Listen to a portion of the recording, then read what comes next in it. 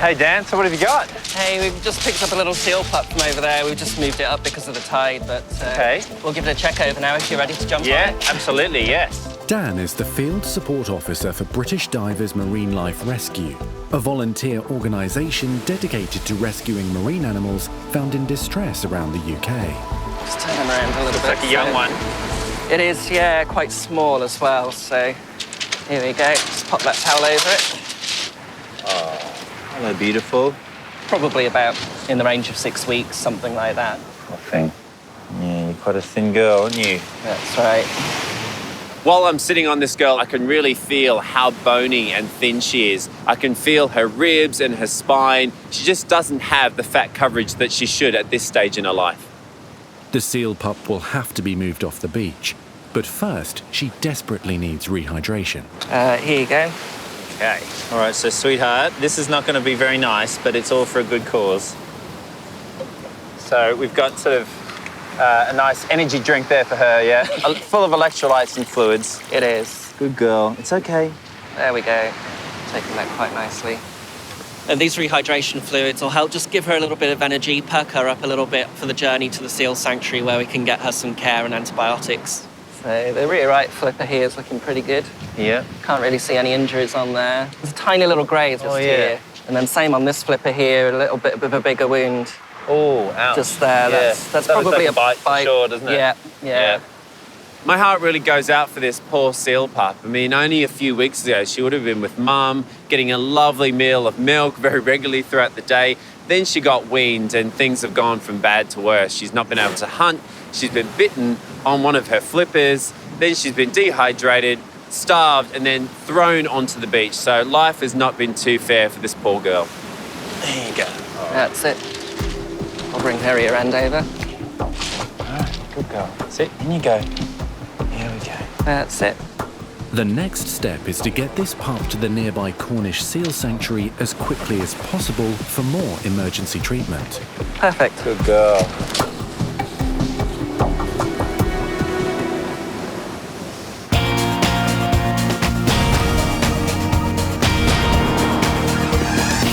Oh, Doty!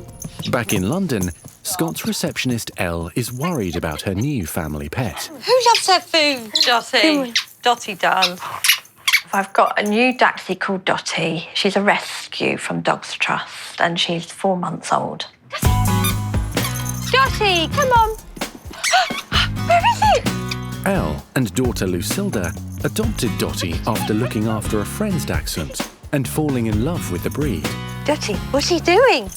Oh, my goodness. The Dachshund breed are incredible. They're little characters. They can be very stubborn. They're cheeky. They're energetic.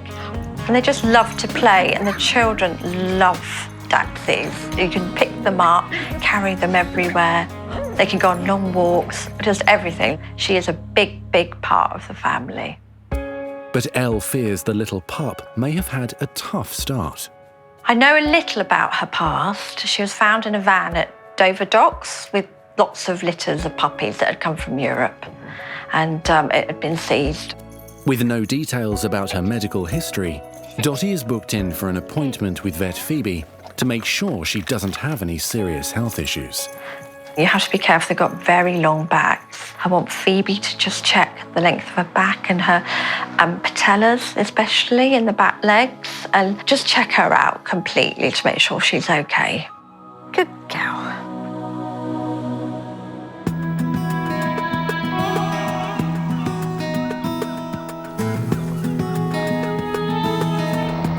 Back in Cornwall, Scott and Dan have arrived at the Cornish Seal Sanctuary with the injured pup. And waiting for them is animal care supervisor Claire. Hey, Claire. Hi. How's it going? All right. Hello. So we've got a very beautiful female seal for you.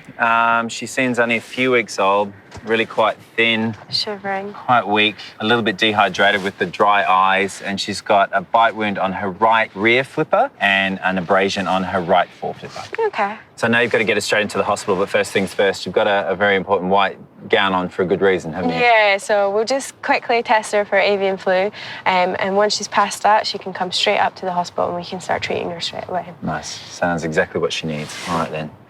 Avian flu is most commonly associated with birds, of course, but seals are also at risk of contracting the virus. It's a highly contagious and sometimes deadly condition. So if this girl has it, then we can't risk taking her into the hospital and coming into contact with other seals. That's it. Thank you.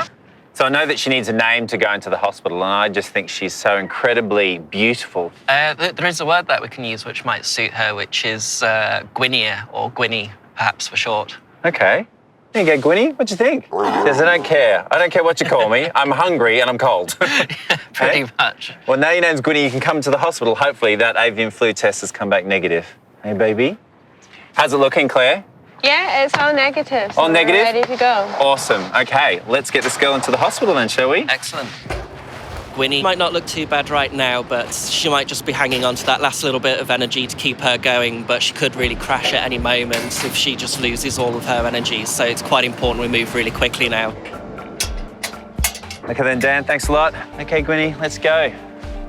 Let's get into that hospital, sweetheart.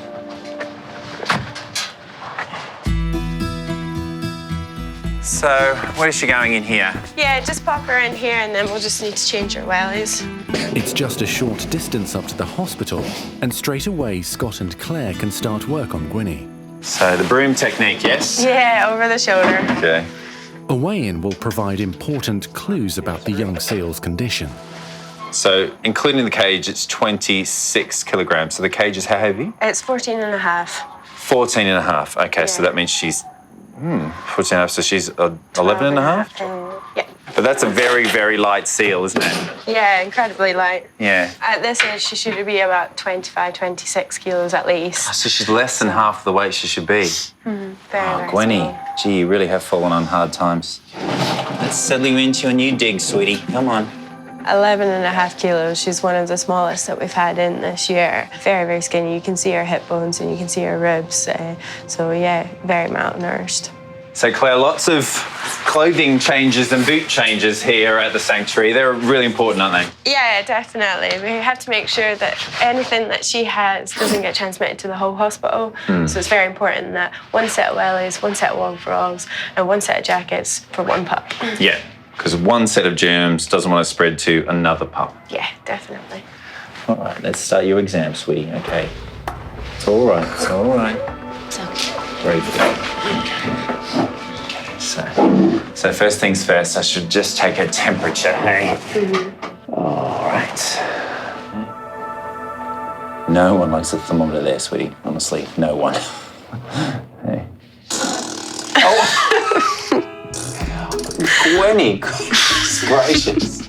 Yeah, the seals do it all the time. Do they? Yeah. Lovely. No one can ever say that our job is particularly glamorous. And here I am at the Seal Sanctuary, scrabbling around on the floor with a colleague, very close, very intimate. Claire's doing a fantastic job as I'm trying to take little Gwinny's temperature. And then Gwinny lets off an interesting noise.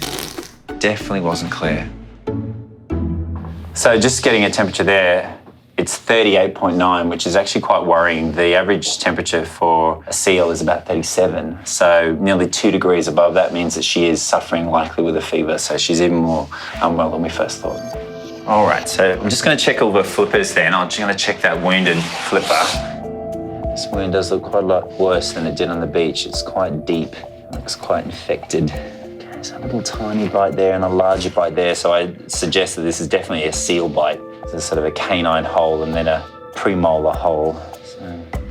There's 3 deep wounds on Gwinny's left rear flipper, and they really look very painful and very sore. There's a little bit of pus coming out of one of them. There is a distinct possibility that little Gwinny could be suffering with a condition known as osteomyelitis, which is infection of the actual bone. Because these bites are so deep, they can penetrate right down and into the bone, and this could lead to a blood infection known as septicemia, and that could have dire consequences for the future of little Gwinny. So Claire, lots of these seal pups that come in have these pretty extensive bite wounds. The adults will defend their space, and if the pups don't move out of the way or get caught in the middle of it, then they can be the casualties. Okay, so now it's blood sampling time. The concern of taking a blood sample from a seal is that you actually have to put the needle pretty much hovering over the spinal cord. Now, in a dog or a cat, you can take it from the jugular vein, so in their neck or in their front limb. That's not the case with seals, so it's quite nerve-wracking because you go in a little bit too far and you can irreparably injure the seal you're trying to save. Okay, good girl. Excellent. Okay, good. Okay. It's always quite a nerve-wracking moment because that needle is very close to the seal's spine, and the spinal cord is pretty important. I think we all can agree. So we'll send that to the lab and we'll just see how healthy or not she is, and we can start the course of treatment. Yeah, sounds good. Okay. So hydration time again.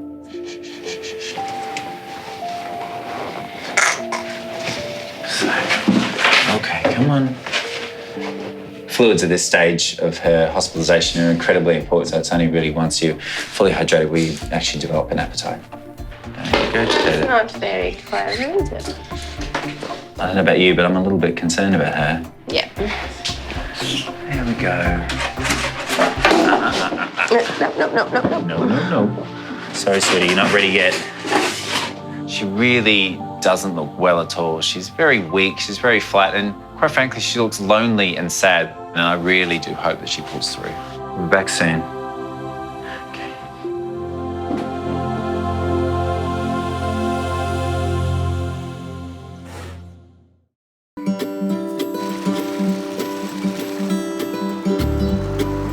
So now I'm down here in Cornwall. It seems like word's got out a bit that there is a vet for hire. So I've just had a phone call from a wildlife enthusiast who's got a couple of patients that he wants me to take a look at.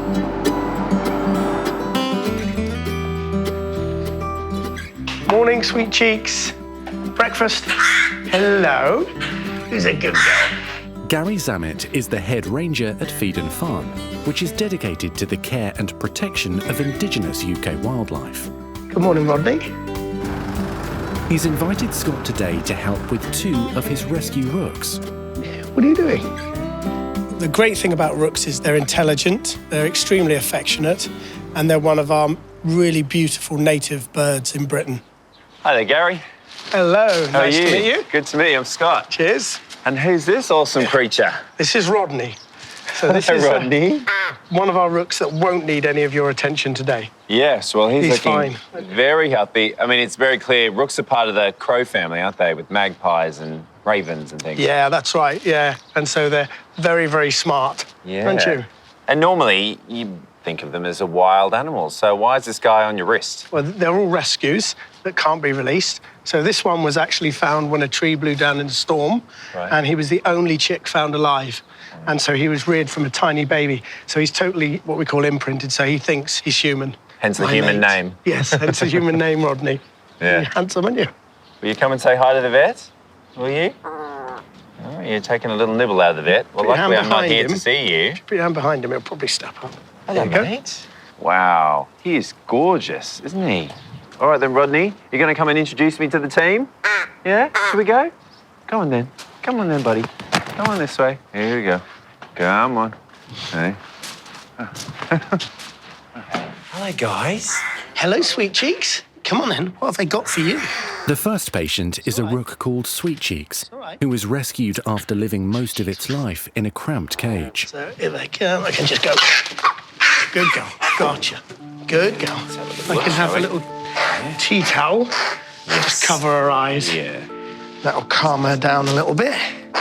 Sweet Cheeks is probably one of the worst cases I've ever seen. When we got to the house to collect her, the whole place was absolutely filthy. There was a cage jammed in a dark, dingy room with cats climbing over it. And when we got her out of the cage to have a look at her, we saw the deformed beak, the deformed legs and feet, and she was just a mess, basically. But I can see that malocclusion there and that they're not actually lined up correctly, which is why we're seeing this knot wearing down. Mm-hmm. Okay, we just need to trim that end off, don't we? Yep. Poor girl. And just whilst we're there, can I just have a look at these feet? Oh, bless her, look at those. They really are mangled, aren't they?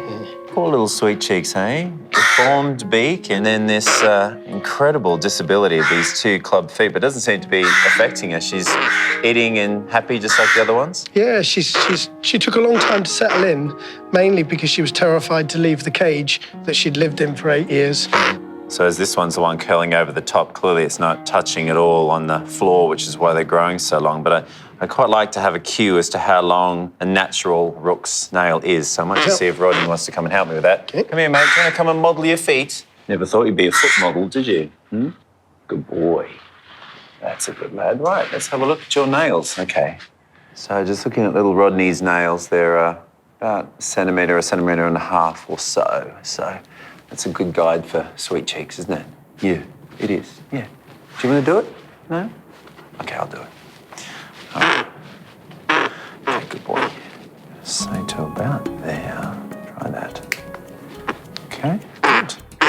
So poor little Sweet Cheeks is suffering with these very long nails because she's got these very deformed feet. She's had an awful life up to now until she's come to be in Gary's loving arms. And the toes are very deformed. And so the nails aren't wearing naturally on the ground or on perches. And as a result, they overgrow, which is why we need to trim them. Good. That's good. I'm happy with that. Rodney, what do you think? Hey? I think you probably could have done better. Yeah, all right. All right, so now for that beak. About there. What do you think?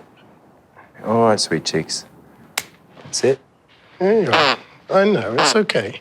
This side is really off to the left here, so all that is just deviating off to the right, and clearly just not rubbing the way it should. Rodney, I'm trying to work. He wants attention. I'm nearly there. This is twinging my perfection gene, so I just want to make her beak look absolutely perfect. It does look so much better already. Look at that. Ta-da! That's better, isn't it? Oh, I know. What do you think, Sweet Cheeks? I think that's Rook for unimpressed. Yeah, I don't think she's impressed at all, are you? Good girl. Girl, well done. All right. That looks a lot better. Clip nails, sorted out beak so she can go. Good Girl, well done. Come on in. Easy, easy, easy. There you go. Oh, that looks better, doesn't it? Thanks, Rodney, for the present there. Hey, didn't they say something about it's good luck to be pooed on by a bird? I think that's what people that haven't been pooed on say. Yeah. Ow, that's not very nice, Nelson, is it? Gary's next patient for Scott is Nelson, who has a far more serious problem with his wing. There we go. And Nelson was brought here by a lady who found him just running along a road with one wing drooping. And when she got closer, realised that Nelson couldn't actually take off. Nelson's wing just seems to have drooped more and more with time. And unfortunately, it's getting to the stage now where it's tripping over the wing gets tangled. And then you have the dilemma, do you just euthanize it or do you see what you can do? You just have a good feel. So you've just been trimming the feathers just because she's been tripping over them. Yeah, it just takes the weight off it a bit. It just feels quite wasted, so sort of a section of muscles called patagium, and it's maybe it's been affected at some point, so rather than there being an obvious break, it's just weakness, and so the wing has just dropped down. Yep. But unfortunately, that muscular structure also contains nerves, and if the nerves are irreparably damaged, then unfortunately never will this rook be able to use the wing properly. What I do think is that he suffered a neurological injury. There's something called a patagium, which is basically a sort of a thickening of nerves and tendinous structures that runs down from the shoulder all the way to the wrist joint, the metacarpal. And I wonder if he suffered an injury there, it's damaged the nerves irreparably, and now he can't move his wing properly. Therefore, I would actually suggest amputation, removing the wing completely. He's never going to be releasable. But I just feel with the wing gone, his quality of life's going to be better. All right, let's put this boy in the box. Okay.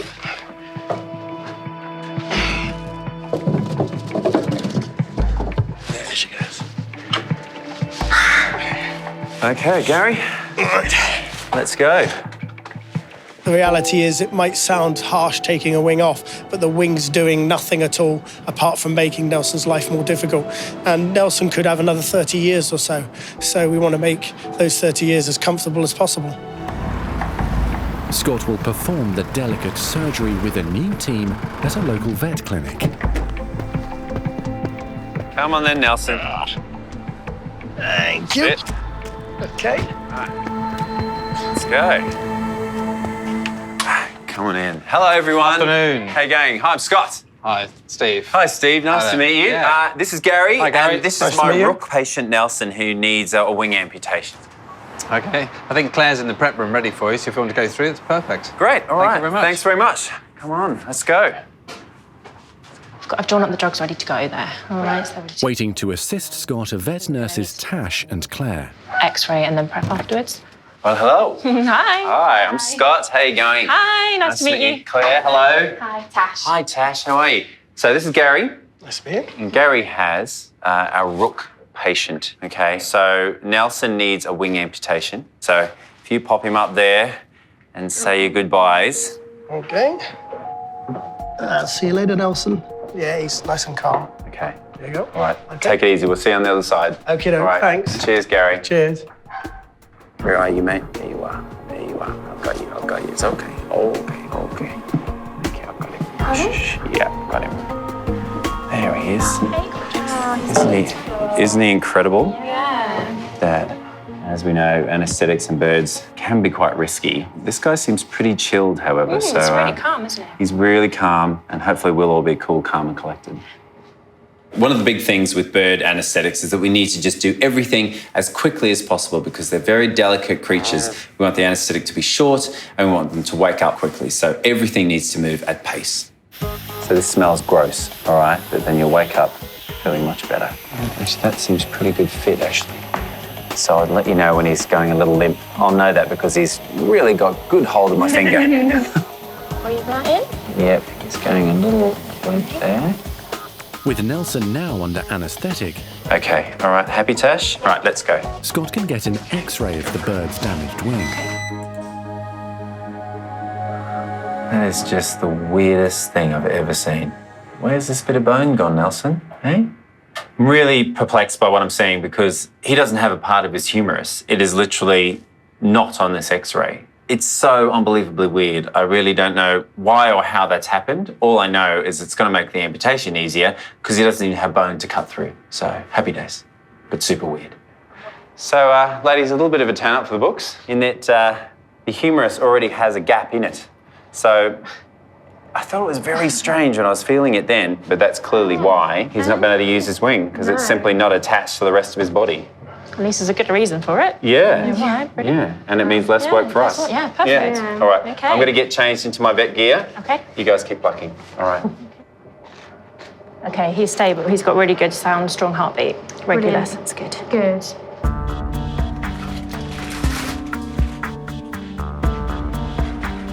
You happy? Struggling to hear. Just pop the lid there. Just turn the ISO off if you think so. Seconds later, Nelson's heartbeat has dropped alarmingly. You just go quite right round the side. Just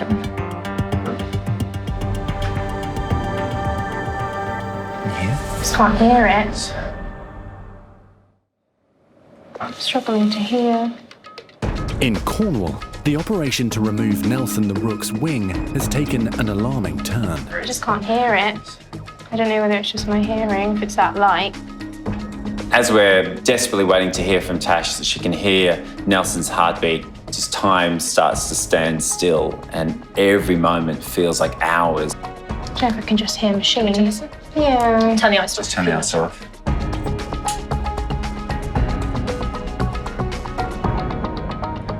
Anything? Can you hear anything? Now that Nelson's struggling under the anaesthetic and we can't hear his heartbeat, we turn the anaesthetic off. So hopefully he'll start to lighten up, but it does take quite some time before we can hear any heartbeat at all. Happy? Right. Okay. Unfortunately, my friend, I'd have much more finesse than normally, but this is not going to be my prettiest. I think Nelson was in a whisper of death, honestly. Like, he was just so close to not coming back. And anaesthetics in birds are risky. So we'll just skin there. Okay, so this will be the sore bit. Oh. Okay, right, I'm going to Once put him again. back to 3. As I start to move forward with the surgery, Nelson's anaesthetic again takes a turn and he starts to wake up. Is that the mask? Yeah. There you go. Right, go back in there, mister. We react by increasing the anaesthetic and then he goes down again, but it's a hell of a roller coaster ride. Okay, girls. Okay, you ready? Yep. Yep.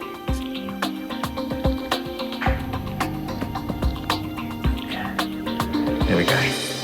Okay. Off. Yeah. Right. Okay, Claire, you still happy? Yep. So that's the last stitch, so let's wake him up. Oh, I don't know about you two, but I nearly had a heart attack doing that. Yeah, pretty quite stressful. scary anaesthetics. Oh. Yeah. Wow, well, we did warn Gary. I don't know if we warned ourselves. No. Like you come. It's supposed to be the harbingers of death. We want him to see the light. Come back towards the light. Come on. The shock sometimes that can kill them after the operation, right. which is Yeah. the recovery is sometimes the more risky part, isn't it? Which is Yeah. Nelson. Yeah, he's coming. He's coming. Okay, mate, come on then. That was hellishly stressful. And honestly, I feel like we've literally saved this guy's life a couple of times during this procedure. And now, hopefully, if he comes through this anaesthetic, he's going to make a full recovery. So I think we can all feel very proud. Here we go. His eyes are open. His eyes are open. Look at that. He's a fighter. Say hi. Feel better now. Hey, you must say thank you to the girls. Hey, thank you for saving my life. Hey? Hey, you've given all of us grey hairs. Yes, you have. A truly incredible experience has happened here in Cornwall with this rook because it was a very short anaesthetic on a bird that needed a surgery. It was absolutely right to do it, but to go through it with strangers and come out of it with 2 new friends and a rook that survived without the wing that it didn't need, it's an absolute miracle. So here he is. Looking a bit smaller. Yes. So the girls and I have just completed an amputation, so you can just see the site under there. The girls did an amazing job at plucking. So, and Gary, I've got some very odd news for you in that actually he was missing a piece of his upper forearm. So his wing wasn't actually attached to his body. It was only attached by skin and sinew and muscle. But the bone literally disappeared. I don't know where it is, but it's not in your bird. Oh, right. But after some, shall we say, anaesthetic challenges, girls, we'll just leave it at that. Anaesthetic challenges, we've managed to get your boy through and we're just chuffed for you. We're very, very proud of ourselves and of him. And now we want you to take him home and give him lots of love. Brilliant. That's All right? lovely. Thank you. Go, let's pop you in. Good boy. All right, in you go, lad. In you go, lad. That's it. Good lad, good boy. The girls and I are going to the pub. Seriously, pub. We've been promised a beer. Yeah, at least one. You've earned it. Brilliant. Right. Thank you. Cheers, Gary. Lovely. Good on you, mate. Thanks a lot. All the best. Cheers. Thank you. We'll come and visit him. He's only up the road, so. Yeah, please do. Bless him. Cheers. Thank Bye. you. Okay. All right then. Come on. Bye, Nelson. Bye, Nelson. Bye. Oh, right. I'm never doing a rook anaesthetic ever again. Nor am I. Although, can I say, girls, high five. Yes.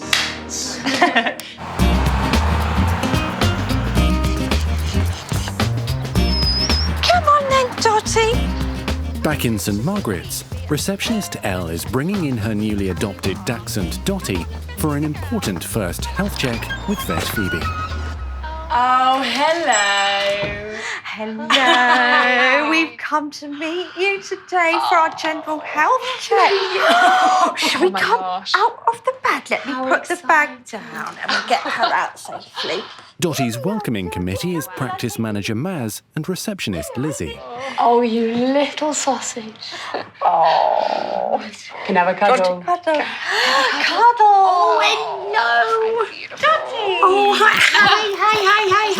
I think Doty and I have stolen each other's hearts. There's something about her, and I can see why Elle has just fallen in love with her, because she's just got this little spirit and, oh, yeah, she's just delicious. Just delicious. The 6-month-old rescue dog was found malnourished in a truck full of puppies that had come from Europe. And Elle wants to make sure she doesn't have any health problems. She's so thin, isn't she? I know. She was thinner than that. Really? Yeah. She eats like a little horse, though. She's got a good appetite. Has she? Yeah. Good. Loves everything. There it is. Oh, good girl. What's going on here? Who else is here? Who's this? Who's... Oh, hello. I hope you've got waterproof makeup on. Maz, move out of the way. I need some time. Go on then. Go on then. Oh, Ellie's just Doty. Oh, is she going to nuzzle under? Hello. Come on then. You're coming too well. All right. Bye, baby. See you later. Come on, Doty. She's ridiculously cute, isn't she? She's so cute. I'm going to wait here till she comes out. Right then, let me have a little look at her. What we tend to look out for is if she goes in at the waist, which she certainly does, and you can actually see her ribs, and that means that she's a little bit underweight, so put on a little bit more weight and then she'll be perfect, I think. I think she'll be happy with that. Yeah, obviously we want to keep her as slim as possible because it will have negative effects on her joints and things if she's overweight. So I assume she's been eating well then. Eating really well. Those lovely little teeth. Yeah, it looks like she's got some adult teeth coming through. How exciting. Right then, time to listen to your heart. There we go, you look at Mummy. Good girl. As Phoebe is listening to her heart, it all goes a bit quiet, and I'm thinking, what has she found? Okay, Phoebe. Yeah. That all sounds fine. Oh, good. Yeah, nice regular rate and rhythm. So. Okay, fantastic. Elle's quite clued up with dogs, obviously, from working in a practice. She knows what she's getting into, and she knows that Dachshunds have issues with spines as well. So that's another thing that she'd like me to check today. The most important things you can do at home are to minimise any sort of big jumps. So try and stop her jumping on and off the sofa and try and avoid stairs if you can as well. Yeah. And the other most important thing is keeping her slim because obviously that will put less pressure on her joints as well. Okay. Because the spinal cord obviously runs all the way down the middle of the spine. Sometimes they can get nerve deficits. So one of the ways we test that is by just seeing if she knows where her paws are. So you turn it over and then she corrects it. So she knows where her feet are. That's a good sign. Thank goodness, Dot. Doty, is it time to get back in your bag? Time to go home now? Oh, I'll go and get her bag, Phoebe, if you could just hold her. Okay, I'm just going to have one last little cuddle. Okay. I don't know what it is that makes Doty so cute. Maybe it's her massive ears, maybe it's her tiny little legs, or maybe it's just her personality capturing everyone's hearts. Oh, Phoebe, thank you so much for today. That's okay. Very reassuring to know that she's fine and all the things I need to look out for. Definitely. She's doing really, really well. I'm sure she's got many, many happy years ahead with you. I'm sure. Come on then, Doty, let's go. There, you're going to stay in. Come on then. Bye, Phoebe. Bye.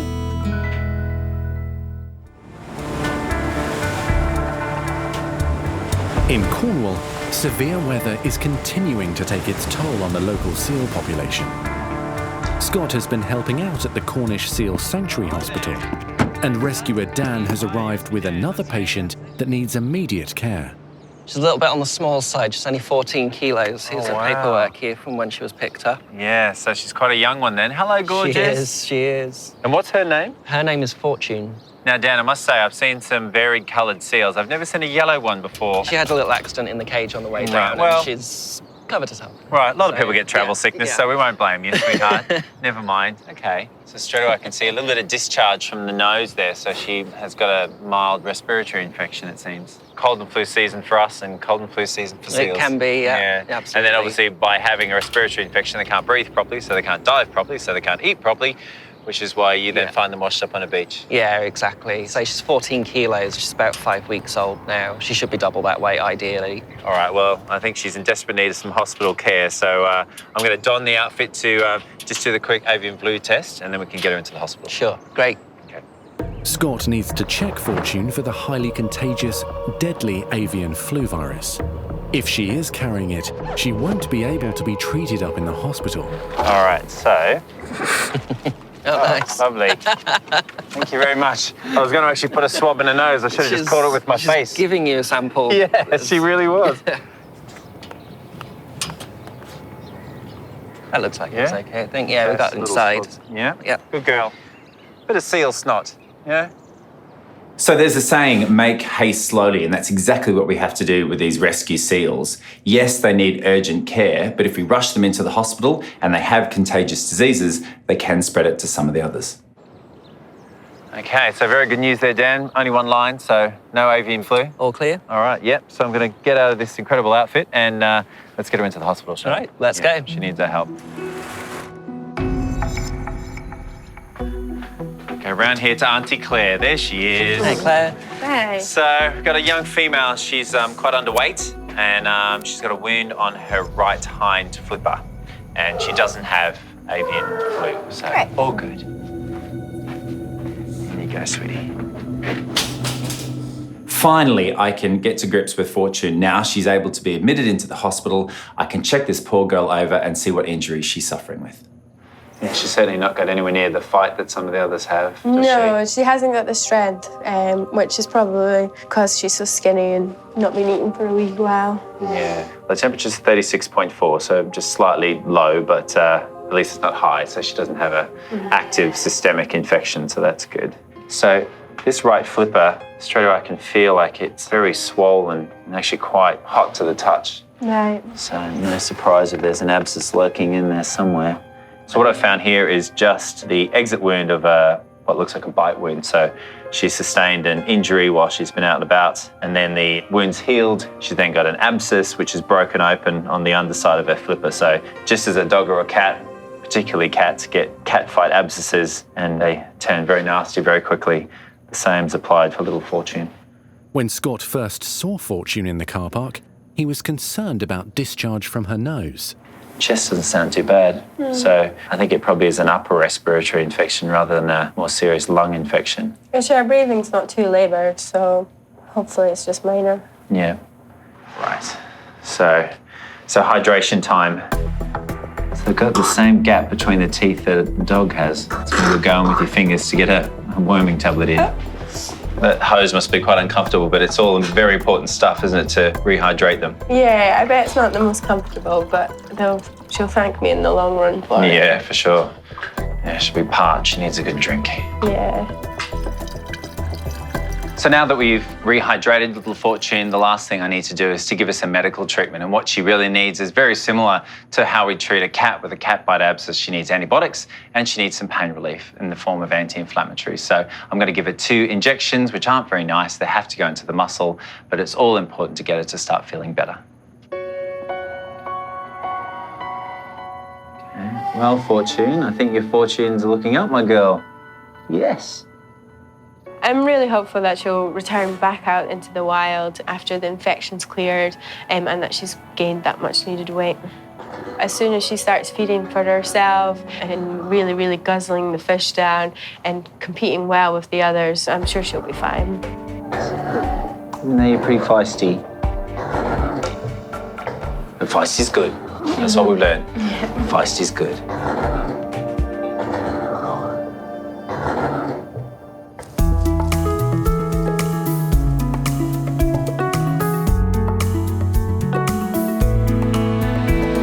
Good morning, Nelson.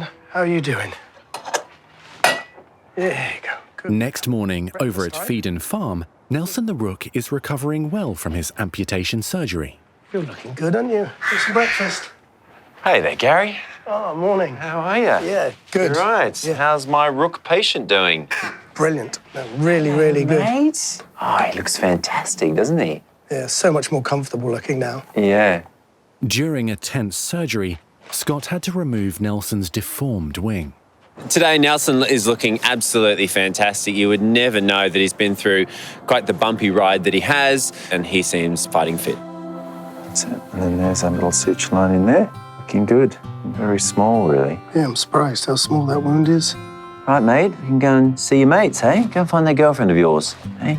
Come on, then. Let's go. Good boy. Hello, team. Hello, Rodney. Hello, champ. Look, we got your buddy back. Look. Look. Hi. How are you this morning? Hello. Look. Look, it's Nelson. There he is. There's your buddy. There he is. Yeah. All right, Nelson. You go find your girlfriend now, buddy. Okay. And there he is.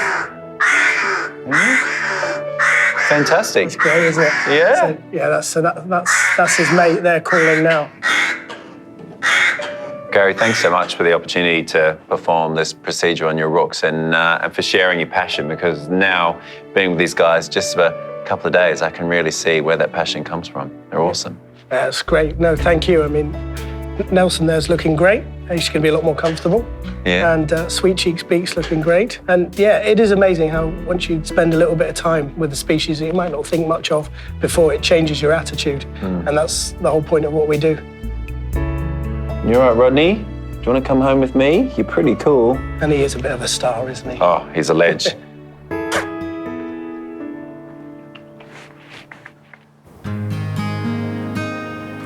It's Scott's last day at the Cornish Seal Sanctuary, and he has a special treat for Gwinny, the first seal pup he helped rescue a few days ago. Look what I've got. Look, what you think? What you think? Ooh, clever girl. Well done. Someone's got her appetite back, haven't they? It's incredible to see the wild instincts coming back through with this beautiful little seal pup. Gwinny's ripping away at this fish ferociously, just like a seal would in the wild. So I'm really hopeful that she is going to make a full recovery. All right, Gwinny, you be a good girl. Stay in there and get well soon. Good girl. Well done. Good girl. That's it.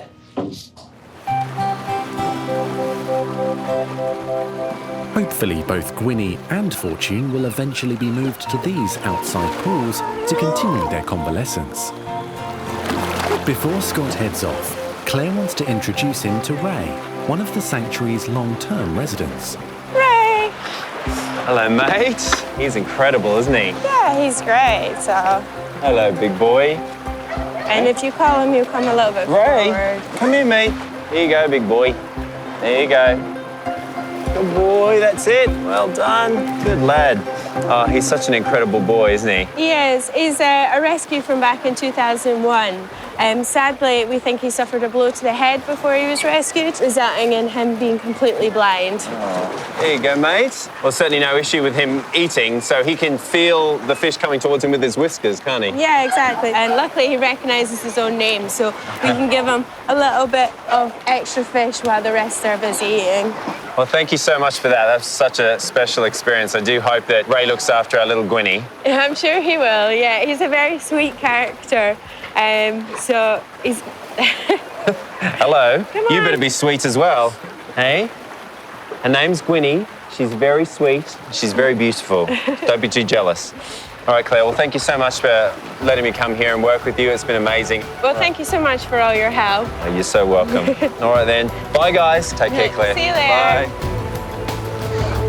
It's been an incredibly special week being down here in Cornwall, a county that I absolutely love. And I've really reminded myself of just how feisty and fun British wildlife are, from the pecky rooks to the slightly snappy seals. And I think I've been reminded of how much British wildlife reminds me of British people, tough and resilient.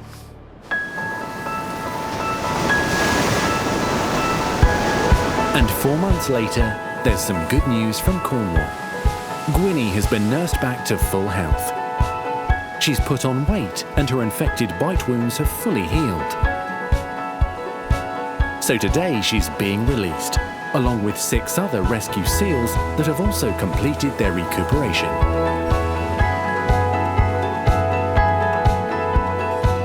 It's the best feeling in the world. It sounds really corny and really cheesy, but when you see them when they're so ill or so vulnerable when they come in, and you build them up and you're releasing them at 30, 35 kilos, and they're just this big, healthy pup, it's just fantastic to see them disappear back out into the sea and hopefully be fine.